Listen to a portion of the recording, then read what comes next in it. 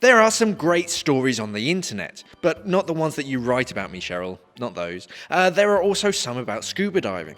A few of these guys get quite expressive in their stories and swear, I'm afraid, so I may replace some words below with the word puppy. We've cherry-picked some slightly scary stories with a moral on each that some divers have regaled. So here are some scuba diving stories with a lesson to be learned. Diver loses her fin. From Nixar. Nixar?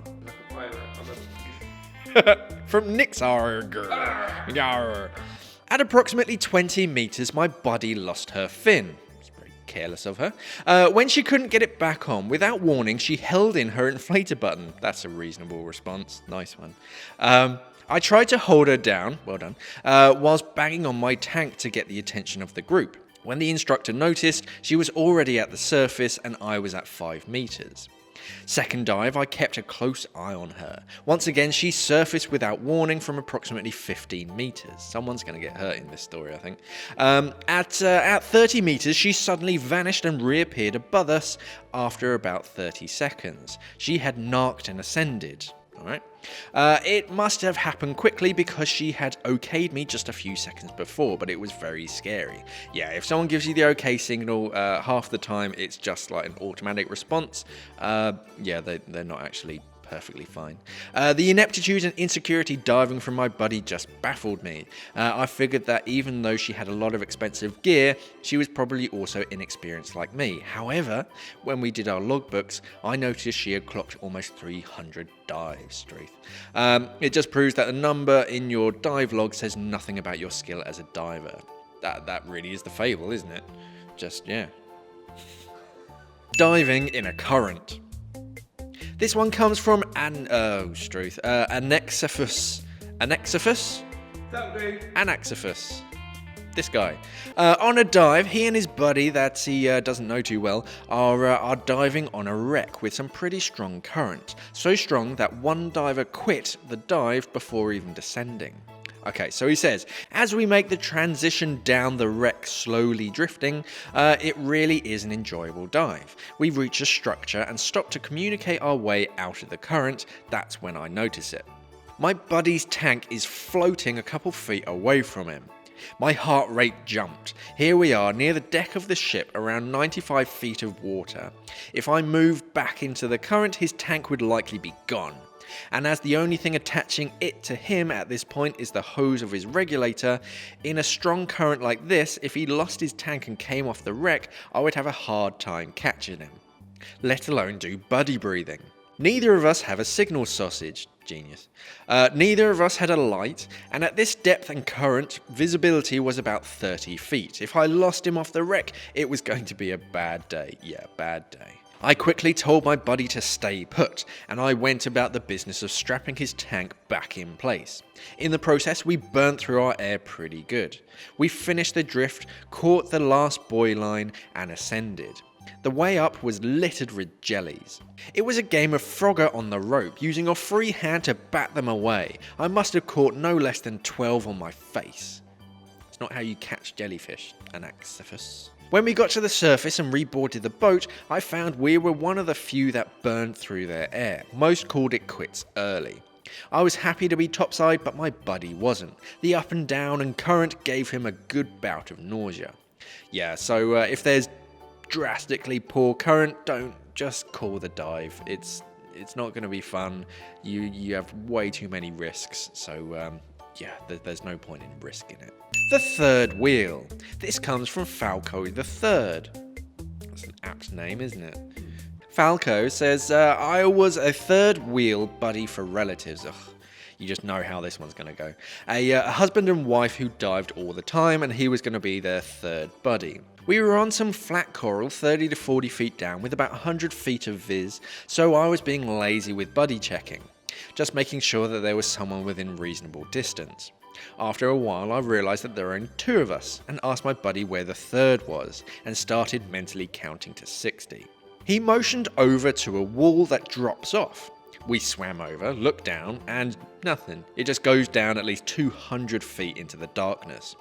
I do 2 360s looking up and down whilst heading to where I noticed a diver was missing. counted to 60 and then signaled to ascend. My other buddy kept swimming around looking for her. Looked around again, took my rig out and said, "Now what the puppy?" It had been at least 2 minutes and I didn't know what to do.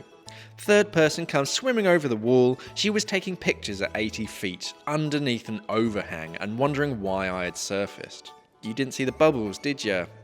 Falco the third.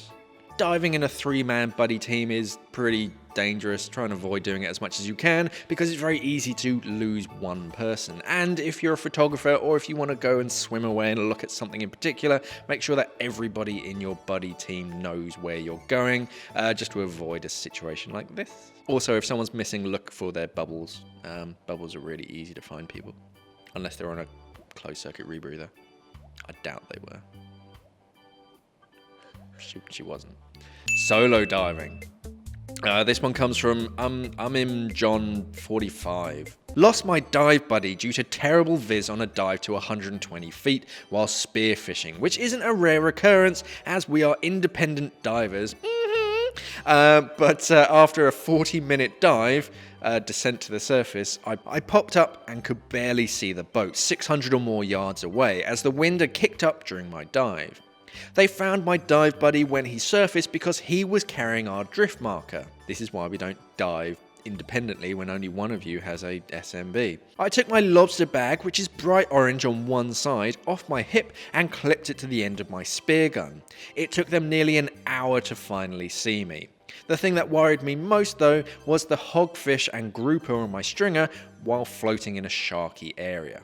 Yeah, if you're gonna dive, even if you're going to dive in a buddy pair, make sure that everybody has a DSMB or some kind of surface marker buoy, just in case this happens. Especially if you know you're going to be diving independently.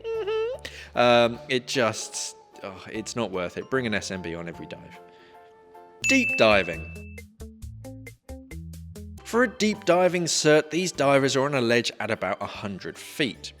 The 5 of us meet at the edge, checked our tanks and then proceeded down to 130. First off, 3 of us were green, including myself, and 2 of the divers were dive masters. I'd like to know where the instructor was, if they're on a certifying dive. We began letting air out of our BCs until we reached 130 feet. Then we signaled to each other and began inflating our BCs to begin our ascent. Don't use your BCD to ascend and descend, just don't. One of the green divers was having a serious case of nitrogen narcosis and couldn't figure out how to inflate his BCD. He kept holding his inflator hose in his hand, but he wasn't actually pushing the inflator button. As we all slowly started to rise, he began to sink like a rock to the bottom of the shelf at 150 feet. No man left behind. We all followed him down to 150. He was just laying on the bottom, not understanding what was going on. After a few seconds of the dive master helping him, he was able to figure out how to use his BC. We all began to slowly rise to 100 feet. At 100 feet, we checked our tanks, and the other green guy of the group managed to suck almost all of his air during the descent, and we were at depth. Because of this, we as a group made a rather rapid ascent to 15 feet. We made our safety stop for 5 minutes and then surfaced. Cave diving from Data Wrangler. On my first cave dive, my buddy who set this all up tells me, "I've got a surprise for you on this dive," and I, foolishly, said okay. Number 1 takeaway from the experience, don't let your puppy dive plan include a surprise. My buddy, A, and I were going to Cenote Angelita, a short drive from Playa del Carmen in Mexico. About 10 meters across and 60 plus meters straight down. The most notable thing is a halo climb at about 33 meters. It looks like a muddy bottom from above, but you just pass through this cloudy layer into a clear salt water below, which is pitch black because no light makes it through. So we drop quickly to 33 meters, exploring above the halo climb a bit. Then A gets my attention and signals that he's going down. We dip down under the halo climb, descending to almost 50 meters, look around a bit, and then come back up and start ascending. At 30 meters, I see that I'm already below half on my tank. The depth, combined with the fact that it's my first dive in a year, and it's hard to fully relax when your buddy is being sucked into the muddy depths of Satan's puppy, mean that I'm breathing harder than usual and over-consuming air. I signal to him that I'm below half and he acknowledges. We keep ascending. Around 20 meters we stop and the guide points to a small side cave. A motions to me that we're swimming into it. I'm down around 1000 psi by now, not to mention we've been at depth for a while and my nitrogen loading is up in the yellow. I try to tell him no, I'm gonna wait here, but he talks or hand signals me into it with increasingly insistent come on motions. I'm super nervous entering this tight fit, fully enclosed cave being so low on air and high on nitrogen, which does nothing to reduce my rate of air consumption. My eyes keep going from my computer to his yellow wrapped octopus hose in front of me. I'm so puppy that he would kill me just to explore some puppy cave that we shouldn't even be in with open water certification. We didn't do any prep talk about enclosed cave techniques because he wanted to preserve the surprise. All I can do is keep following his fins in front of me and pray. Thankfully, it was a short little U-bend that came back out a few meters higher up. I was down to 200 psi when we broke the surface, without question the lowest I've ever ended a dive with. The first thing I said was, "What the puppy, dude? No more surprises." So do you have any worrying stories with lessons you can share? Don't forget to use your puppies if you feel the need to, as our naughty word filter will block your naughty comments, I'm afraid. Thanks for watching, and safe diving.